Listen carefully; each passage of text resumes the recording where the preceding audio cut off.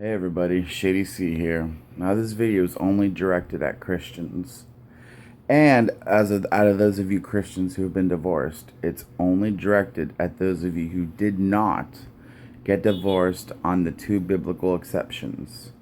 In the Bible it says you can have a divorce through marital unfaithfulness and abandonment.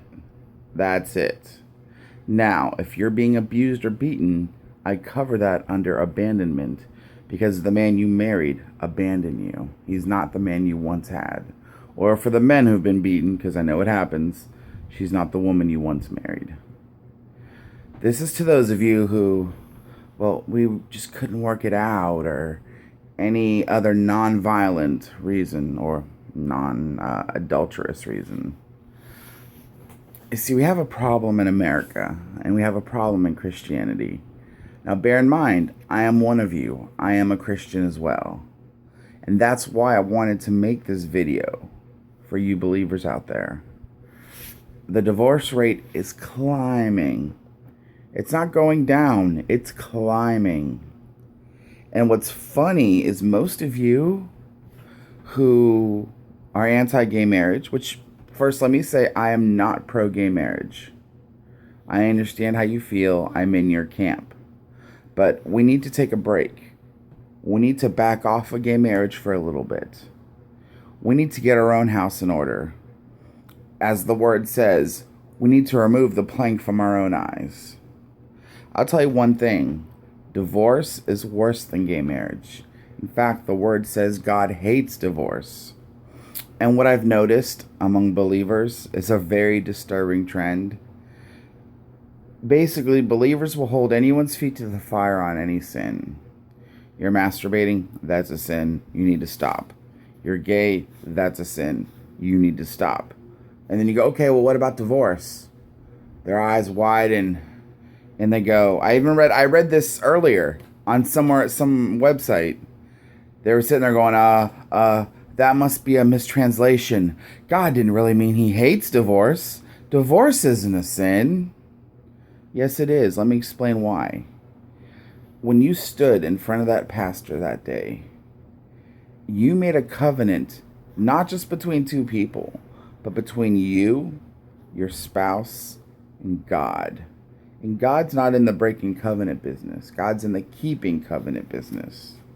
When you divorced and you broke that covenant, you did a big no-no. A big no-no. And it upsets me when I see good fellow Christians, good believers, and they're divorcing.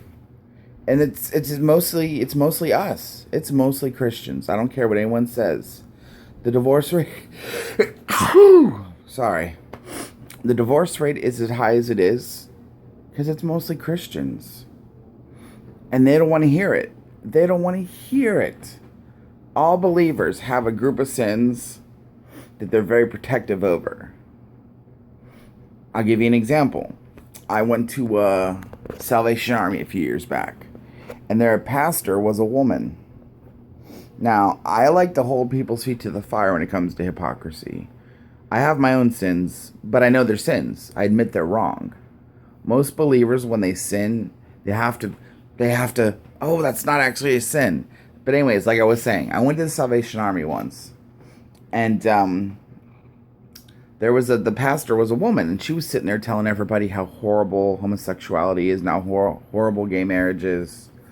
And I came into the conversation. I said, excuse me, ma'am, you're the pastor, correct? And she said, yes. And I said, well, doesn't the Bible say women shouldn't speak in church?